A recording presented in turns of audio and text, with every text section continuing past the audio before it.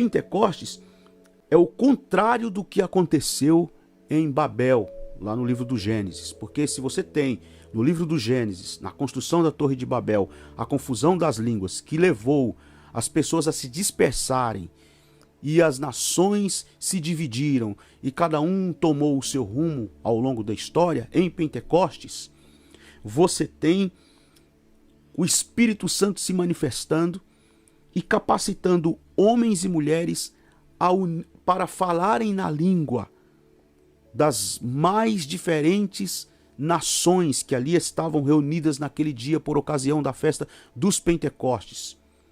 E todos puderam ouvir das grandezas de Deus na sua própria língua.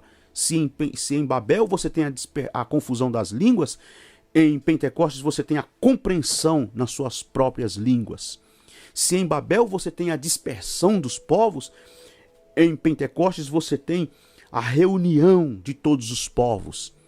Se em Babel você tem as pessoas se desentendendo porque não se compreendiam nas suas próprias línguas, em Pentecostes você tem o fluir do Espírito Santo na vida de uma igreja que de maneira maravilhosa, gloriosa, se espalha com esta mensagem que é a mensagem do testemunho de Cristo, e eles ouvem e compreendem na sua própria língua. Então um fato importante de Pentecostes que eu sempre gosto de destacar é que o grande milagre em Pentecostes não foi que eles enrolaram a língua e falaram numa língua que ninguém entendeu nada. Conquanto nós pentecostais cremos que houve glossolalia também. Houve xenolalia e houve glossolalia em Pentecostes, línguas espirituais.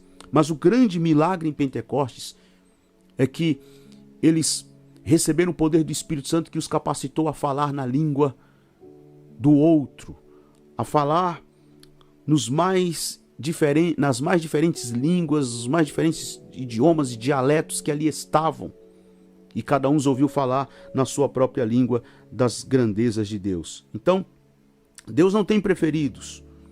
Todos têm o direito de acessar a Ele e podem receber o poder de Deus e serem seus filhos. Lucas, quando escreve Atos capítulo 2, versículo 9, ele cita aqui alguns lugares que ali estavam, pessoas de alguns dos mais diferentes lugares que ali estavam reunidos.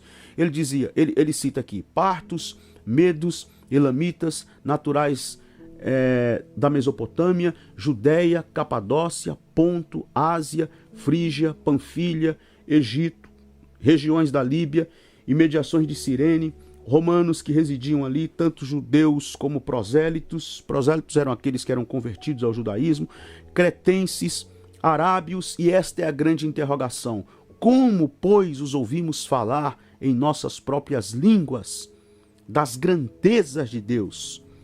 Então, é importante pensarmos que Pentecostes marca o encontro da cristologia com a pneumatologia. Estou aqui usando as palavras do meu amigo pastor César Moisés, porque se o sacrifício de Jesus proporcionou salvação, 50 dias atrás estava Jesus pendurado na cruz do Calvário.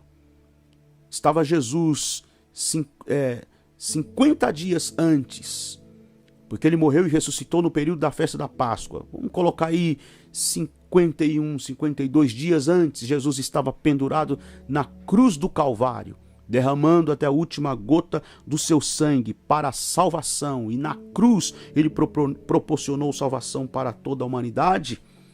O Cristo não poderia realizá-lo sem o empoderamento e a unção do Espírito Santo. Agora em Pentecostes, 50 dias depois do evento da festa da Páscoa, e uma Páscoa que foi a Páscoa mais diferente de toda a história da humanidade, porque naquela Páscoa não é um simples cordeiro, um animal que está sendo imolado nas casas dos judeus, embora houve sim esse ritual, mas o Cordeiro de Deus que tira o pecado do mundo, Jesus Cristo amado, o Cordeiro de Deus sem mancha, sem mácula, sem defeito, estava pendurado na cruz, derramando o seu sangue, sendo imolado, sendo sacrificado, sendo crucificado por causa dos nossos pecados.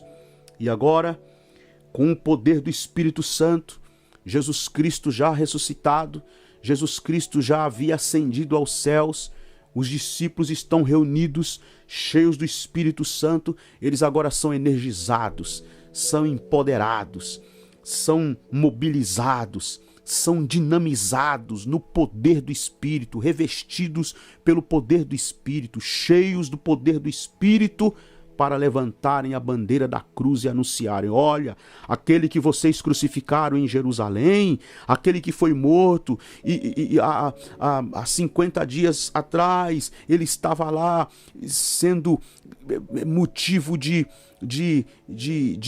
vergonha, sendo motivo de zombaria, de escárnio, pendurado na cruz. Ele ressuscitou e está vivo.